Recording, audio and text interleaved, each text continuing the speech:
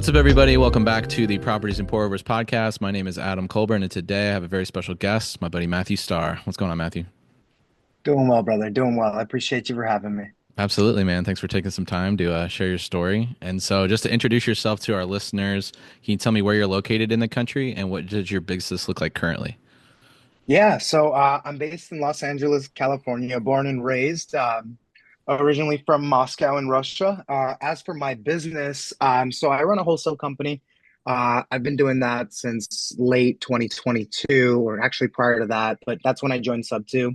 Gotcha. We also do reps. We have a platform called buytherate.com where we help homeowners who aren't homeowners become them and dabble with some other stuff. We do more B methods. I'm currently syndicating a 15 bed property out in Texas. So a little bit of everything, but grateful for where I'm at. Love it, dude. That's awesome. And so, you said 2022 is when you really jumped into the space? Well, yeah. So, I mean, prior to being in, so I joined Sub 2 in December of 2022. Prior Okay. to that, I was in another couple of mentorships. Hmm. And unfortunately, due to my intentions being relatively malicious in terms of, oh, I want to make as much money as possible, I attracted some pretty gnarly people into my life that ended up putting me into a really crappy position. I lost a lot of cash really fast. And Yeah. December of 2022 is when the business picked up because I shifted my mindset from, being oblivious to the human beings that I'm doing business with to being focused on them entirely. Right. Totally. Yeah, I can definitely relate. We've been in similar situations for sure, and so I think Sub Two is definitely a filter for better people, right? Like the like-minded folks, the Absolutely. go-givers. Not to say Yes, that there aren't some bad actors in every space, but the yeah, likelihood is much less in that kind of arena. And so, absolutely. well, that's cool, man. So you got a few years under your belt. You're primarily wholesaling, and I know the buy the rate stuff is super cool as well. But what did life look Yeah, like before real estate? Like, what brought you into just entrepreneurship and yeah. specifically into the real estate investing space? Yeah, I appreciate the question. So, I mean, I've been an entrepreneur my entire life. Like in middle school, dude, I was the guy selling ghetto worms. I had like a team of like 10 friends who were selling chips for me, right? Yes. So, for always been of that cloth. When I turned 17, I got to about 300 pounds and some change. It was my heaviest weight. I was morbidly obese for my entire life. I was a 12-pound baby. So I was like born big, right? Okay. But long story short, it got to a point where like it was like, look, Matt, you're on a trajectory to die in your 30s. And it got really scary really fast. So I actually lost 125 pounds within like a couple year span. I became just vehemently obsessed with fitness, nutrition, all the things. So during that time of losing weight, I got a degree in nutrition and dietetics, and I started a personal training business, online coaching business, and then I ran a meal prep service here locally in Los Angeles County. And so that was my first bigger business that I ever ran. Yeah. Did that for 7 years. It was immensely fruitful. Learned a lot, and I got to develop some awesome relationships that I still maintain to this day. That's awesome, dude. And Yeah. so you build this successful weight loss and just like personal training. What Mhm. what is that still running now, or have you completely kind of transitioned over into the real estate stuff? And kind of where did that handoff happen? Yeah, that's a great question. So the handoff is pretty funny because now it's flip-flopped. So in probably February, March of 2022, my younger brother was employed he was a dispositions manager for a wholesale company here in LA. Okay. And within like 6 months, this kid was making more money than me. And so I had never heard of anything real estate. I thought it was all a bunch of billionaires and Grant Cardones. And so I was away from it. Right. But then when I see my younger brother, who was 18 at the time, making more money than me after running my business for 7 years, I was like, okay, whatever this real estate stuff is, I'm going to go try it out. Yeah. And then from that point on, I basically went headfirst into real estate. And what's funny is at the beginning of this year, my brother actually re-engaged a lot of my older clients from my last business, and now he's running that. And Nice. something that I want to share to your audience that's I'm really proud of is he's not running a coaching business the way that I was. He's doing it. He called it the pound exchange, and so for every pound that a client loses in weight, he donates a pound through our church's homeless ministry to a person in need. Amazing. So yeah, it's pretty incredible. I'm proud Super of him. cool. Yeah, dude, that's Yeah. awesome. I love that. Love the mission behind that. That's awesome. And it's really cool to Right. see, yeah, kind of full circle where he was like the spark for you to get into real estate and then Yeah. now he's running what you built. That's really cool. Yeah, it's That's amazing, awesome. bro. Very full circle. Do you guys collaborate at all on the real estate front just because he had some experience, or like are you guys buying and holding or Yeah. doing any of that kind of stuff together? So we went to Squat Up from, okay, so it's a little bit of a long-winded story, but obviously, like I said, I lost a lot of money really fast getting into real estate. When I did get into real estate, he quit his dispo manager job, and me and him partnered up, went head first. Yeah. Unfortunately, due to all the relationships and all the things that had happened with mentors, we were sleeping in the trunk of my car Mm, for about 6.5 months in Arizona. And that was kind of like my brother's last straw in real estate. I think he had a lot of scar tissue at that point. sure. And so he wasn't willing to continue down that venture, and I continued to forge on. But Yeah. what's cool is when we came back from Squad Up Summit, he was so damn inspired that now he's making dispo calls right now for my company. I love it. You can't It's stay great, away for too long. Yeah. dude. Time It's heals all great. wounds. That's awesome, Amen. dude. That's awesome. Amen. Well, cool, man. And so, dude, that's a lot. That's a lot in a short time frame, right? Like you've been through quite a bit on multiple different ventures.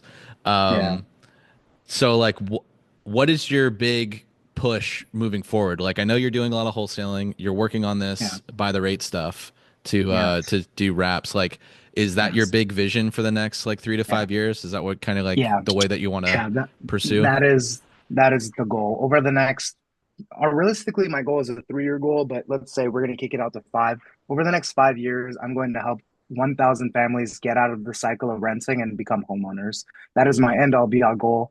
I love the idea of being a landlord. I'm not opposed to buy and hold. Like I said, we're syndicating this, small multifamily building that we're going to keep. It's student housing. I love the deal, but I'm more focused on being a landlord and establishing what I think is life changing, which is homeownership.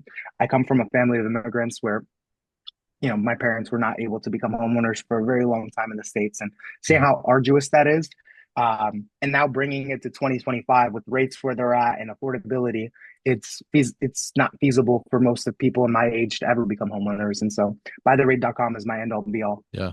Love What that, I'm dude. focused on. Yeah, no, I mean it's there's such a mindset shift when you go and you actually own something, right? Like it's Mm, just absolutely. the pride of ownership that you're gonna care about that thing so much more than a place that you're renting. But then also like locking in the affordability, right? Like because you never rent's always gonna go up, and so if you're and trying to like outpace that with No, you're your W-2 or whatever the other incomes coming in, it's exactly. that's a challenge for anybody at any stage. Yeah, So absolutely. specifically like for immigrants and the people that you're really focusing on getting into Yeah. housing, dude, that's super powerful. I love that. Yeah, I mean, bro, our marketing is obviously focused a lot towards the Hispanic community and immigrants, but I can say that, like, for example, the last one we sold in Georgia, dude, we had a business owner who's making 20 grand a month net, but the bank won't even look at him because obviously he writes off all his income. So the Sure. same way that you and I, Adam, if we weren't educated with creative finance, thank God for Base Morby, we would Yeah. probably not be homeowners ourselves. And so by the grace of God, we have the education and our job is now to provide it forward. So Yeah, for sure. that's what I'm No, all that about. yeah, that's a fact. Well, yeah, I mean, you just open up a lot of opportunities for both sides of the coin, right? Like we run into similar Absolutely. situations as well, where somebody owns a or starts up an amazing business, but they don't have the 2 years of tax returns or something, and it's like, can you not see this Exactly. balance sheet? Like how like logically this makes sense, but it's like Yes. the uh the PTSD from the 2008 crash Hmm. is like still stuck in some of these in underwriters' minds, and so being able to kind of unlock those possibilities for folks is huge. So It's I love what everything. you're doing there.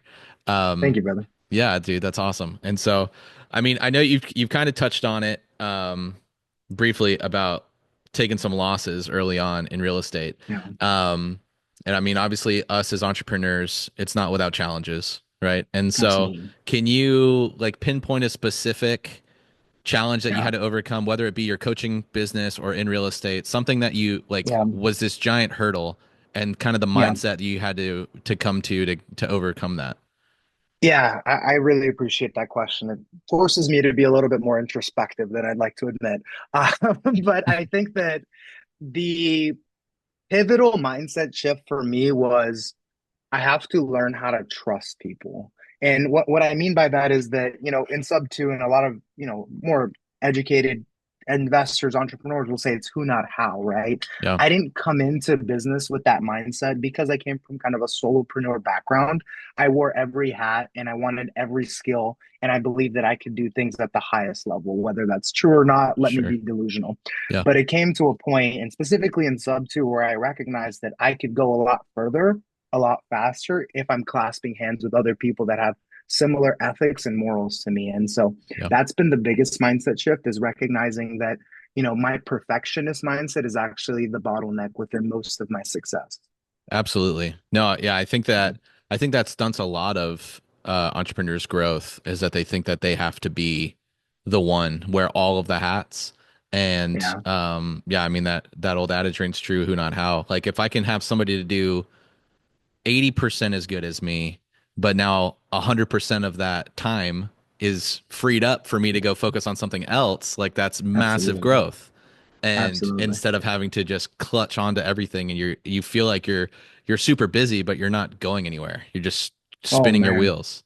Yeah. Yeah, it's usually an ego thing, I want to do it my way, or whatever version of that narrative we tell ourselves. Dude, I Yeah. had to like unwind a lot of that and reprogram myself.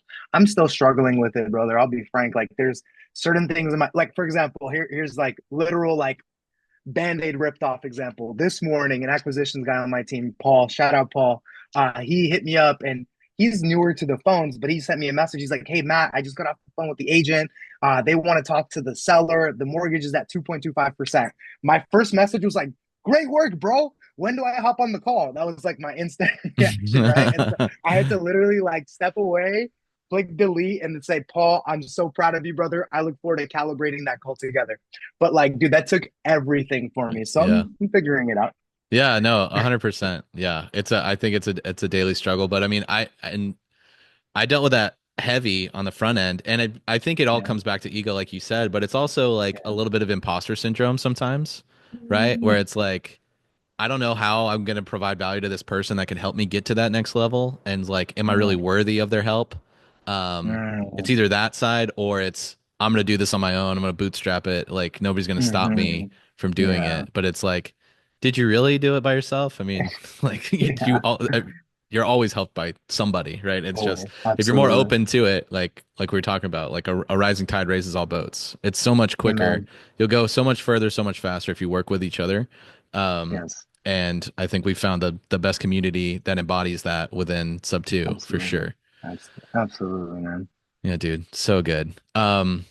So I mean, what I obviously buy the rate's the big push, but and now you're Yeah. doing this syndication thing. Do you have any other buy and hold properties that you Yeah. have in your portfolio right now, or kind of like what does that look like as far as is this new territory for you with the syndication and kind of moving more into the multifamily stuff? Yeah, dude, I'll be frank. So I had like a short stint where I worked with a group called Equimax here in LA, and I was just an acquisitions guy for them, and that's where Yeah. I got a lot of my sales experience, Hmm. in the multifamily side and underwriting. But yeah, this would be a first if I'm being frank. My only holds are going to be holding notes for wraps that I did over the Sure. last few years. Yeah. But we're starting to trend into the direction that, from a depreciation perspective, we just want it. And, like for example, on the syndication, I'm talking to a lot of our owners club family members because I'd rather partner with somebody who does have the operational experience, not make all the money, but learn from their systems and their processes. What I will say about this deal, what makes it so unique is that the asset was developed in 2021 by the seller. It's been 100% occupied for the last 4 years outside of 3 days. The property manager on the asset, dude, she's incredible. And so if there's any deal for me to like dip my fingers into syndication, it will Yeah. be this one. So like I'll be Sure. frank, I think that God just put it on my hands when he did. I've been working this lead since December. Wow. And the seller was like 9% interest rate, 40% down, da da da da da. And he was just being a complete douche. But like Right. as time has gone on and as kind of like my vision has become more clear over the last few months, it's just kind of fallen into my lap at the right time. So Amazing. glory to God, bro. I love Yeah, I it, know it's dude. great. Yeah, that's amazing. Yeah. Um, so I mean, obviously, we're both men of faith. How do you Yeah. feel like faith, or you approach your business with Yeah. your faith, like Yeah. moving and grooving through just Absolutely. relationships in this space? Like, obviously, we've Yeah. had some bad interactions with folks. Um, Yeah. and in our flesh we want to react a certain way. Like Yeah, how has that like your faith helped you grow your yeah, business? absolutely. Well, I mean, so I found my faith sleeping in my car. Mm, So like, you have to get torn down to get built back up, right? And that's so for sure. as Yeah. as I got to really develop a relationship with the Lord, He guided my steps in a way that I can't even explain. I was a very prideful person, right? Like, think about it. You lose 125 pounds. You go from like nobody wants to talk to you to like, you're the cool guy. Hmm. My fucking ego was just, oh my gosh, you wouldn't want to be around me. I'll put it that way. And so I got humbled and I got humbled fast. And I have to say that now my faith is my compass. I think that I've passed on making money because of because it was people that weren't aligned. And not saying that I won't do business. For example, my business partner, who I freaking love, he's not a believer, but he has certain core values that I align with to the utmost. And that allows me to feel comfortable in that working relationship. And Sure. so I think that my faith's everything, bro. I think that every time you and I wake up, it's by the grace of God. We're 6 feet ahead of a lot of folks. And then from that point, it's like, what am I going to be mad about? I have, Yeah. like Tony Robbins, right? Like everybody loves Tony, right? And Tony's actually Christian, which I think is freaking awesome. But anyway, as you can tell and your audience can tell, I'm chronically caffeinated. So I just go, bro.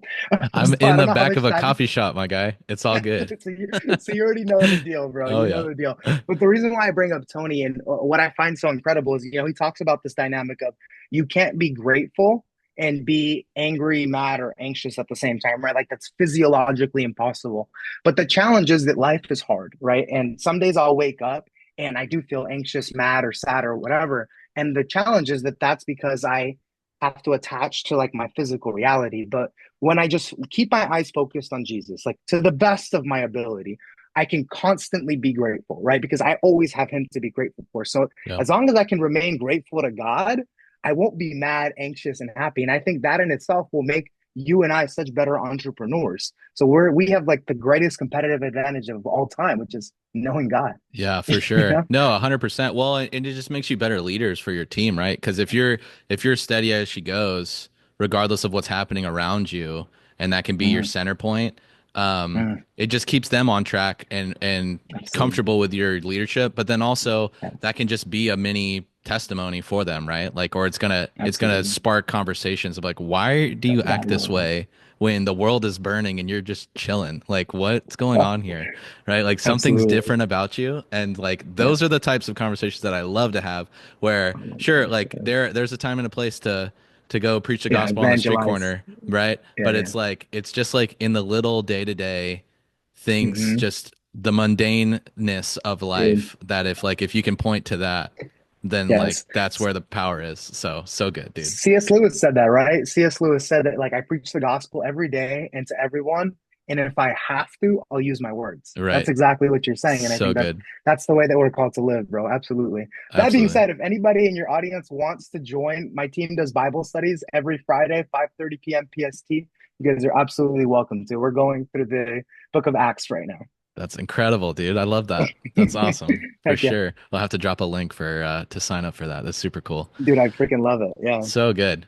Well, Matt, I really appreciate the time to come and share your story. How if somebody wants to either join your team, learn about more what you do, maybe even see kind of the inventory that you're moving, either from Yeah. a wholesale side or on the wrap side, they want to go and Yeah. buy a house. Like, what's the best way to reach out to you?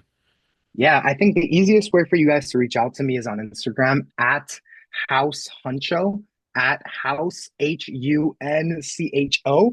If you're interested in our inventory, you can check out our website at bytherate.com. Right now, we do have a landing page there. Our web developer is working on the full-fledged website, but you guys are welcome to fill out our form, and then one of our success managers can reach out to you and have that conversation. If you're interested in a wholesale deal, we have a dispositions website as well that I can share with you, Adam, and then you can share it to your audience. But Sure. any way that you guys are looking to collaborate, more than happy to. We're actively hiring. So if you're looking to join, a team that's hustling, hungry, and you've got the time for it, I'm more than happy to be a collaborator for you guys. Love it. Love it. Love it. That's awesome, man. And so as we're wrapping up here, if you had the opportunity to go back and speak to your younger self, like right before you Yeah, start up one of these businesses, or maybe like we just got back from Squad Up Summit, right? So many people yeah, brand new into this space. yeah. Like, what's that one piece of advice that you would give to a new entrepreneur that are just coming into this space?